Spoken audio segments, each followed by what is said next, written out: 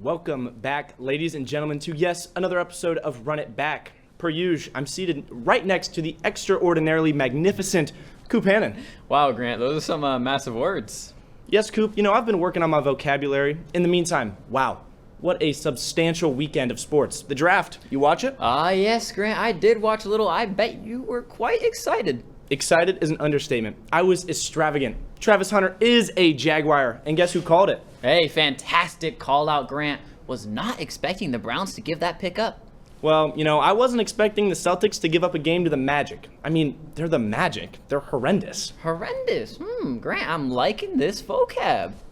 Well, then you're going to like this show. Besides my phenomenal vocab, we've got some postseason hoops, a little dash of KU sports, and a little bit of a surprise. Ah, surprise, huh? Okay.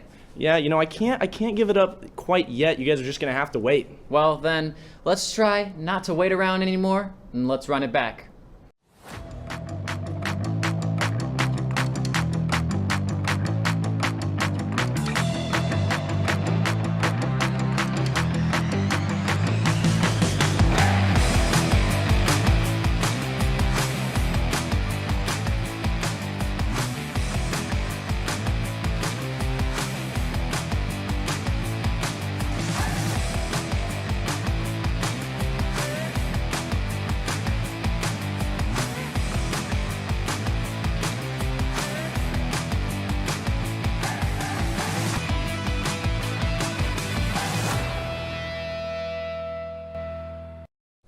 Coop, I went to bed late, woke up early. I'm really out of it this morning. I think I need some espresso to get me going. Oh, okay. Well, you know what gets me going? KU sports. Grant, you been following the baseball team? Why, yes, I have, Coop. The series against Utah was competitive for maybe 15 minutes. The rest was nonsense. Yes, sir, Grant. The Hawks have been hot. Track and field, another hot topic for KU, hosted the Rock Chalk Classic this past weekend. Yes, they did, Coop, and what a meet that was. The Jayhawks had multiple winners, and overall, the team is looking pretty marvelous. Sure is. We got all this and more, starting with track with Jacob. Let's hear it, Jacob. Thanks, guys. The Kansas track and field team delivered commanding performance at the Rock Chalk Classic on Saturday at Rock Chalk Park, cementing their reputation as a powerhouse in Kansas collegiate athletics. With this series of record-breaking performances, personal best, and event sweeps, the Jayhawks thrilled the home crowd and showcased their depth and talent across the board. The day was marked by standout performances, including a score record-tying effort by Erica Ellis in the women's pole vault. Ellis soared to a personal best height of 5.50 meters, matching the Kansas program record and securing a device victory. The Kansas also dominated the triple jump, sweeping both men's and women's events. Jordan West claimed the women's title, while Dylan Peters leaped to a victory in the men's event with an impressive 15.08 meter jump. The team's depth was further highlighted in the 800 meters, where Garrett Wilms and Immaculate Gementai delivered a double victory. Wilms set a personal record of a minute 50.28 to win the men's race, and Gementai powered through to take the women's crown. In the hurdles, Jeremiah Smith continued his stellar season, blazing to a win in the men's 110-meter hurdles. Addison Brooks also shined, clocking a personal best 59.24 seconds in the women's 400-meter hurdles to secure the title. The distance events were no less impressive. Gabe Berkmeyer conquered the men's steeplechase, while Ebba Krolum and Blake Wooler capped the evening with the sweep in the 5,000-meter. Krolum competed in her first ever collegiate 5,000, stunned the field with the victory, and Wooler closed out the meet with the commanding win in the men's race. The men's pole vault saw Bryce Barkdale rise to the occasion, clearing the bar to claim the first place and added the Jayhawks' haul of victories.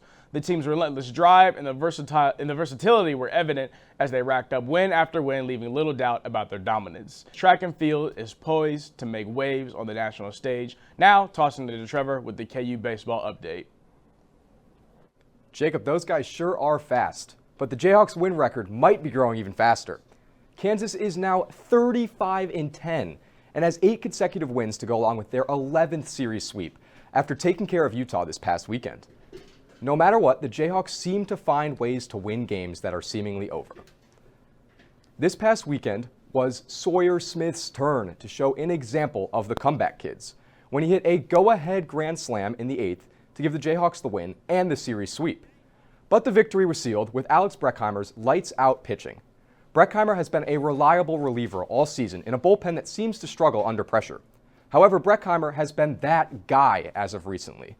Dominic Vagley has also been an absolute force on the mound, throwing what was almost a complete game on Friday, going 8.2 innings, letting up only 6 hits with no runs.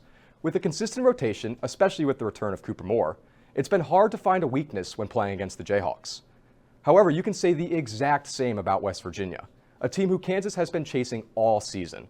With them atop of the Big 12 after another week of conference play, it's hard to see the Mountaineers losing steam anytime soon. But for Kansas, the series in Morgantown May 15th through the 17th could be a big one, as there's a possibility that it would matter for home field advantage in the postseason, as well as who finishes atop the regular season Big 12. With Kansas chasing their 6th tournament appearance, conference games are starting to mean more down the stretch, and the Jayhawks are seeming to find their groove on the weekends. However, midweek games have also been helpful for the Jayhawks, with them cruising through Lincoln this past Tuesday and setting their focus to do the same to our out-of-state rival Missouri tomorrow. With less than a month until the Big 12 tournament, the Jayhawks hope to continue to rely on a consistent starting rotation to finish out the season with an ability to set a program win record this year, not to mention the hopes of winning the Big 12 for the first time since 2022. So for fans, with only 11 games left, make sure to keep your eyes on the Jayhawks as they make their final push to get atop the standings and make an appearance in this year's NCAA tournament. Staying on the diamond, let's hear from Jack about KU softball. Thanks, Trevor. While the baseball team was out in Utah taking care of business, the softball team was defending home turf in a 3-game series against the Oklahoma State Cowgirls. The Cowgirls showed up ready to play, winning the first 2 games of the series 4-0 and 4-2. However, the Jayhawks showed up to play on Sunday, looking to avoid a much-needed sweep and a ranked win. Before the game, the Jayhawks honored senior Candace Yingling, the infielder who transferred from Cal State Fullerton, was the only senior who walked before the game. The celebration was just getting started for Kansas, as in the first inning, pitcher Katie Brooks worked her way out of a 2-on, 2-out jam by recording her 200th career strikeout. The game would be fairly quiet from then on, with Oklahoma State scoring the first and only run of the game until the 6th inning. And that is exactly with 2-on, 2-out. Olivia Bruno smashes the go-ahead home run, her 10th home run of the season, to put Kansas up 3-1 over the Cowgirls. That score would hold until the end of the game, and even though Kansas lost the series, they ended the weekend with a big win that will hopefully boost them the rest of the way. The Jayhawks will play a midweek game against Wichita State before playing their final series of the year against UCF at home starting May 2nd. Coming up, Coop is talking minor league baseball. Case and Emmett are discussing NBA playoff parlays, and Ben is on to give an update about the wild world of the NHL playoffs. Stay tuned. You're watching Run It Back.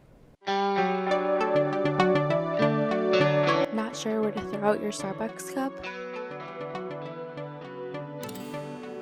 Check the words on the blue bin to see what needs to be recycled.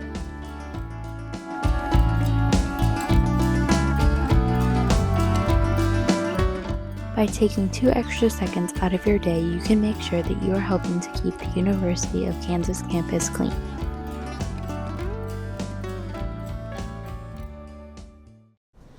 Grant, have you already purchased your Travis Hunter jersey? Oh, you already know it. The white Jaguars Prowler throwback is on its way ASAP. Oh man, better hope he doesn't turn out to be a bust. There is slim pickings that he's a bust. But you know who is? Paulo Banchero. And speaking of basketball, the NBA playoffs. Coop, who's winning it all? Well, I wanted the Lake Show, but down 3-1, they couldn't make it any harder for themselves. Well, at least they aren't the Grizzlies. Their season is already over. Grant, there's a little rumor going around. I heard you were at the KAB last week. How was it? Yeah, we were, Coop. The Run It Back crew tackled the Kansas Association of Broadcasters Awards. We attended some different seminars, some meetings. We were definitely some busy guys and some busy women. You're a busy woman, Grant? Good gracious, Coop. You know what I meant. Well, I can at least enlighten us on the viewers and the surprise what you have in store. Only if you say please, Coop. Please, please, please. All right, fine. While we were at the KAB, Mr. K. Spears filmed a little day in the life vlog while we were out and about at the seminars and the Royals game. I bet that was fun. Unfortunately, the Royals have had a stinker of a year to start. Well, don't trip, Coop. At least they aren't having a stinker to end the year. At least not yet. You're right, Grant. And speaking of a league that's almost over, the NHL playoffs is in full effect. Yes, it is, Coop. It's coming down to the wire. And the NHL playoffs are one of the most exciting playoffs to watch, even if I can't find the puck on the screen. True that. Definitely entertaining. And speaking of entertaining, minor league baseball. How's it going, everyone? First off, welcome to Coop's Call-Ups, a segment where I'm going to reveal 3 minor league baseball players that need to get the call to the show. The first player, starting pitcher Bubba Chandler. The Pirates prospect, aka Paul Skeens 2.0, has been lights out to start the season. The 22-year-old flamethrower currently sports a 1.33 ERA with 27 strikeouts and 20 1/3 innings this year. Standing at 6'3", Chandler ranks as MLB's 14th best prospect and has all the tools to be a successful pitcher in the bigs. Bubba, it's time to say bye-bye to AAA. The Pirates desperately need you. The second player on Coop's Call-Ups, the second-ranked prospect in all of baseball, Boston Red Sox, Roman Anthony. Before the season started, it felt promising that Anthony would actually make the opening day roster. Unfortunately, that wasn't the case with Boston's loaded lineup. However, it has not affected Anthony's play as he is crushing it in the minors right now. With an on-base percentage of .451 and 5 home runs, the Red Sox are paying him a disservice by not calling him up. Yes, he is 20 years old and may not be fully polished yet, but the kid is legit. When the Red Sox finally pull the trigger, expect Anthony to make an immediate difference to a Red Sox roster that is already full of talent. To find my third and final prospect, we are moving all the way from the East Coast, taking Route 66 to the hot desert of Arizona. This is where you will find future All-Star Diamondback middle infielder Jordan Lawler. The 10th ranked MLB prospect, Lawler has actually already had his MLB debut, batting a horrendous .29 and 31 ABs.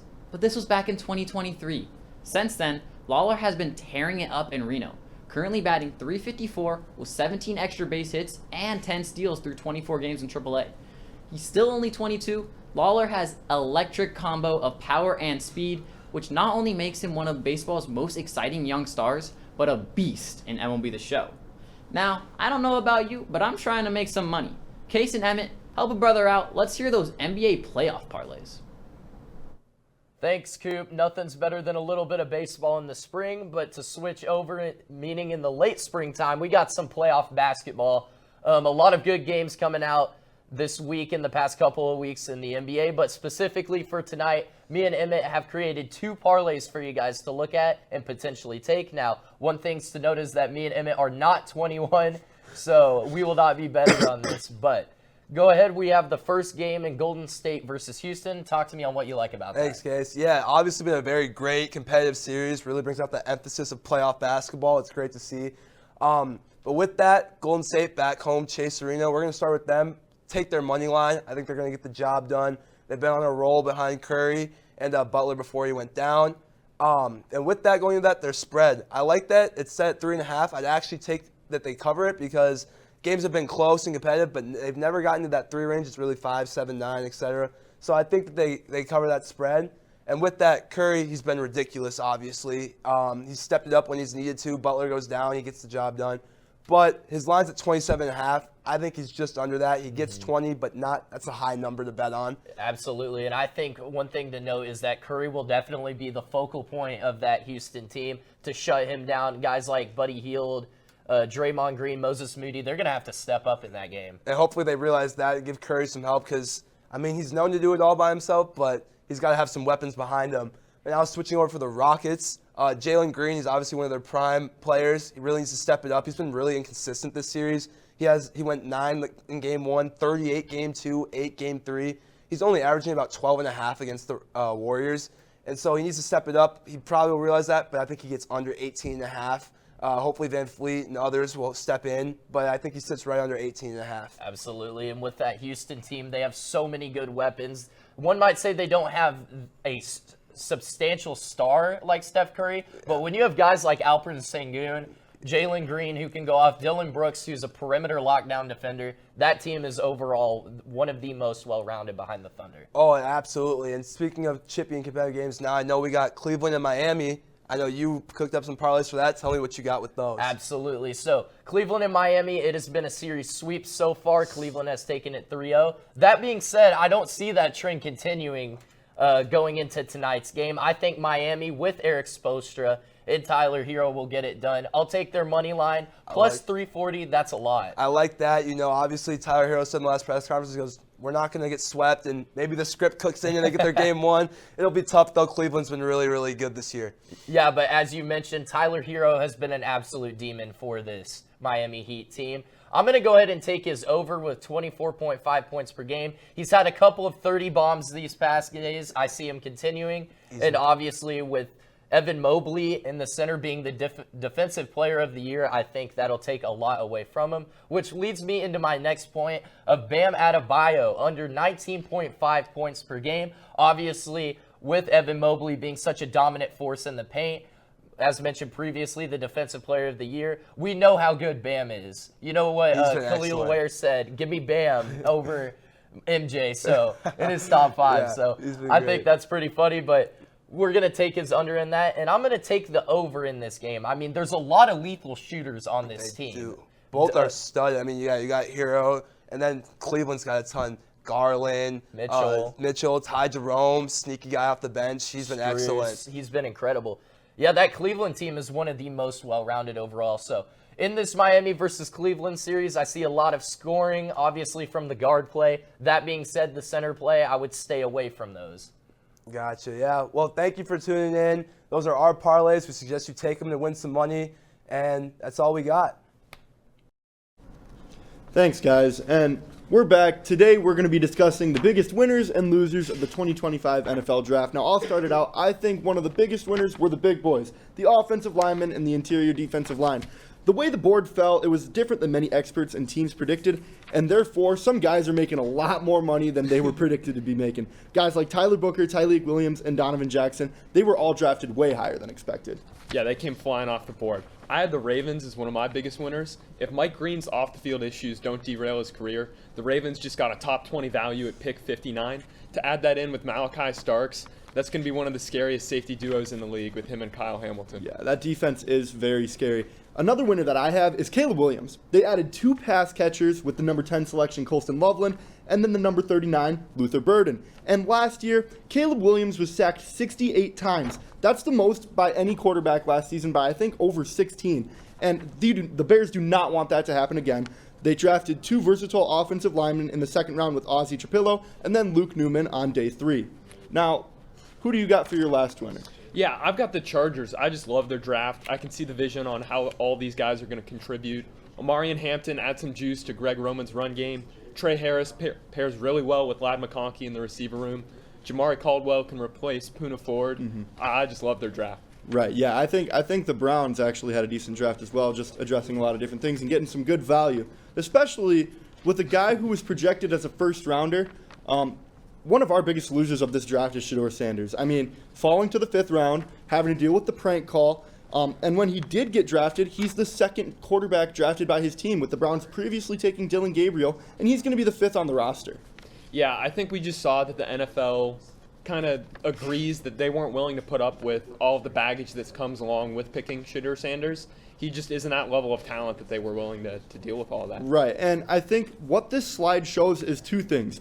Every team in the NFL passed on Shedeur multiple times, and the number one question can be broken into these 2 reasons. Talent-wise, he was wrongly evaluated. I believe that this is wrong. I don't think that this is the factor, so it's going to be broken down into the next factor, which is the off-the-field issues and concerns. Although they aren't his fault, they were too much for teams to deal with. He's being drafted as a backup quarterback, and as a backup quarterback, you do not want that much media attention. The buzz and constant things that are going to be going on in the locker room on a day-to-day basis is not what NFL teams want in a backup. Now, on the flip side, let's say he was a day 1 starter, right? If the team were to start 0-3, fans would immediately be saying, fire the coach, hire Dion. No coach is going to willingly put themselves in that situation. It's an amount of attention for a backup player that's just strange for a team to navigate. It's almost like Tim Tebow a little bit. I've seen some comparisons there. Yeah, I mean, in summary, he's a late first-round talent, and the Browns have 5 quarterbacks. I wouldn't be surprised if he's not on the roster week 1. So, 5. Yeah, that's what we've got for our winners and losers of the draft. Now let's send it over to Ben with an update on NHL. Thank you, Jude and Olivier. This past week of NHL games have been absolutely wild. Let's get started with the best 3 games I saw this past week. The Dallas Stars versus Colorado Avalanche, Game 3. This game was tight all the way through, with only 1 goal scored by each team in regulation. About 6 minutes into overtime, Tyler Seguin scored the game-winning goal for the Dallas Stars, giving them a 2-1 lead in the series. He holds, finds a cutter, score! Marchment sets up Seguin! The series is now tied at 2 games apiece, and they face off again tonight in Game 5.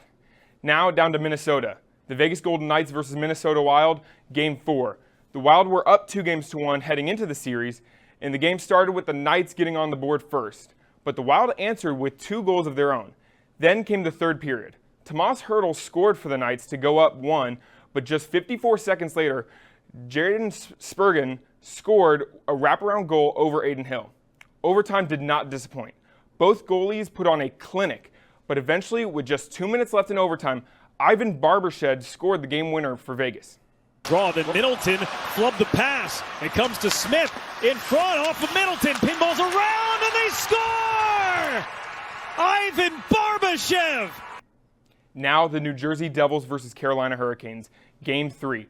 This was a must-win game for New Jersey, already down 2-0 in the series. New Jersey led for most of the game up 2-0 until the Hurricanes fought back with a quick pass and shot to cut the lead to 2-1.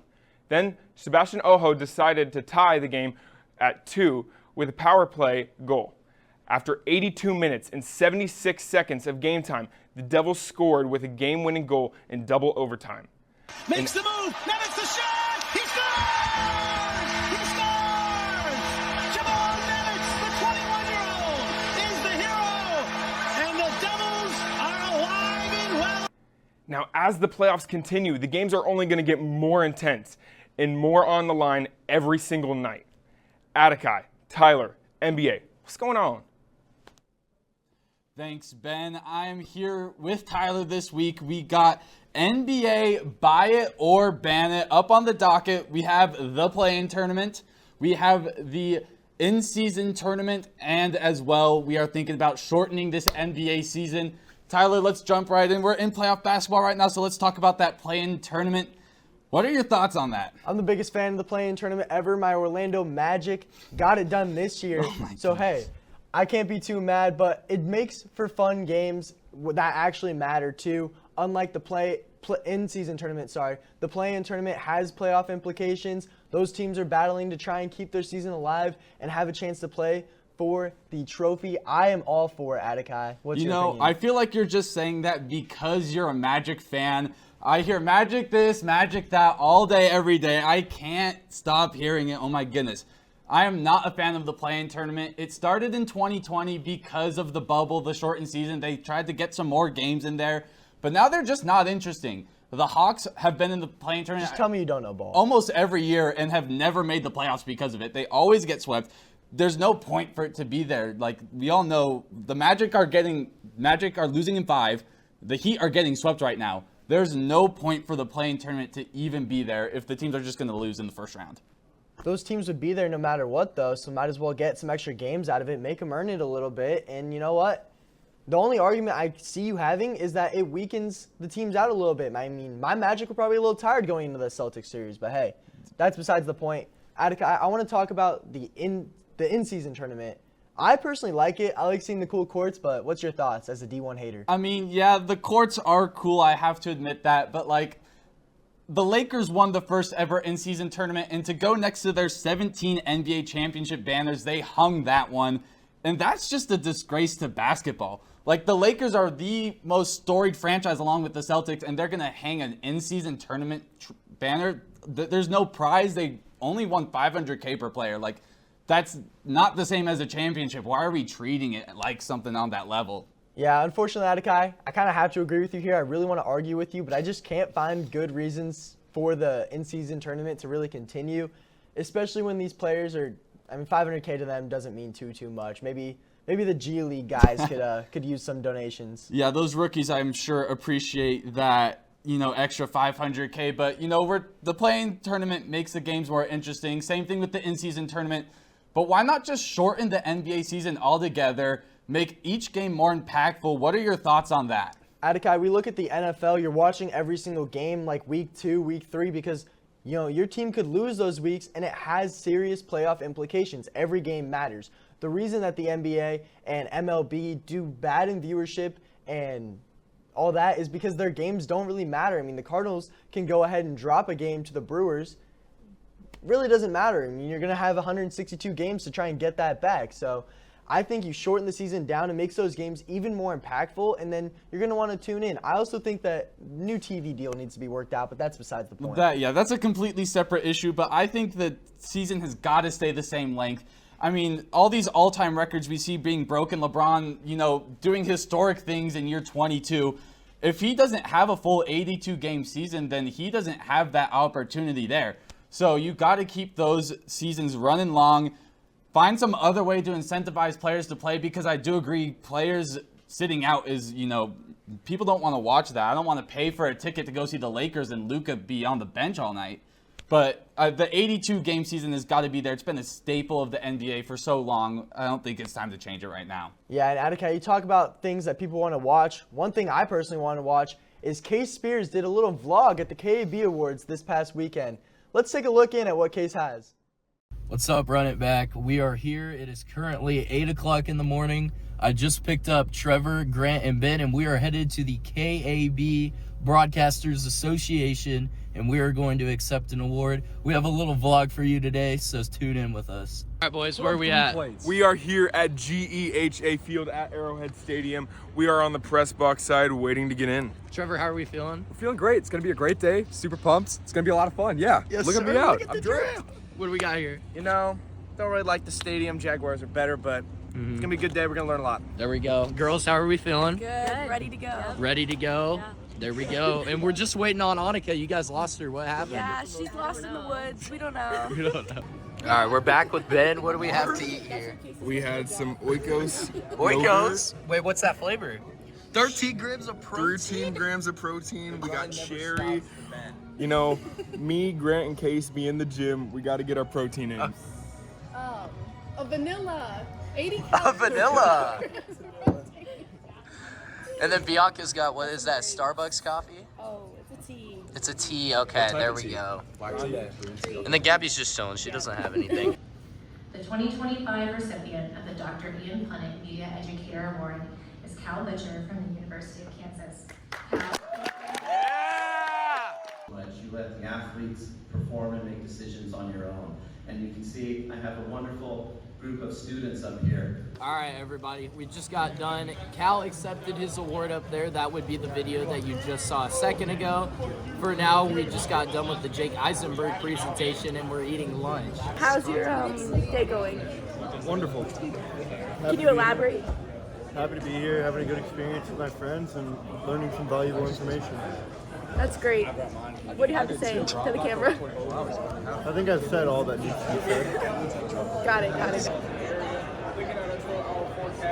All right, guys, welcome back to another edition of MTV Cribs. Here we have seat 220G. This is where Donna Kelsey sits. As you can see, very nice little touch scan right there. So very fancy. Over here we have, what is this? It looks like some wheat. Like Wave the Wheat Kansas reference. So as you can see, we're not about K-State here, folks. We are about the University of Kansas.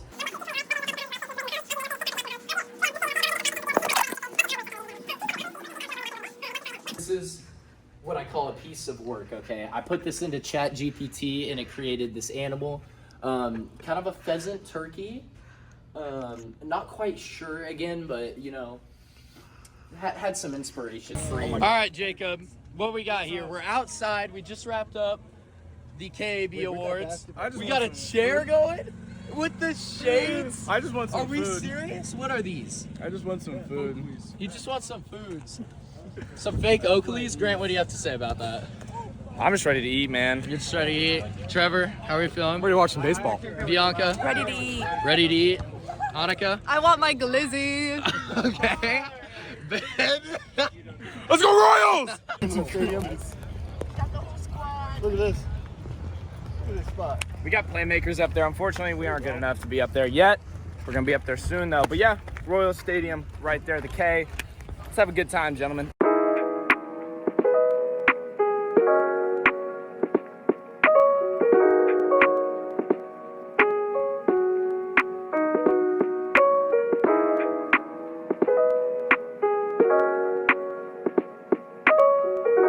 All right, guys, we just got in the Royal Stadium.